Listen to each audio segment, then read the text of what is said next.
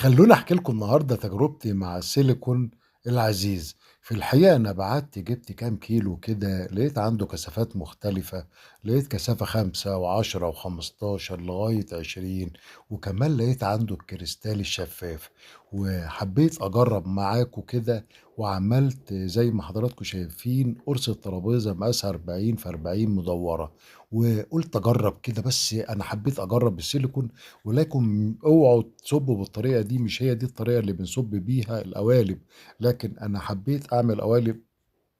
سيليكون 40 في 40 كتجربة كده علشان أجرّب السيليكون، وكان بسرعة كده من غير ما أجهّز، لقيت عندي القرصة رُحت حاططها على الديسك زي ما حضراتكم شايفين، وحطيت ال3 قطع حديد، وصبّيت كده بطريقة هرجلة كده علشان أشوف بيفرش إزاي. في الحقيقة لقيت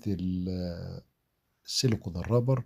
بتاع العزيز ممتاز، أنصحكم كلنا يالّا نجرّبه. تحياتي، أشرف شندي الشهير بفنان الرحاب، أشكركم وإن شاء الله نتقابل.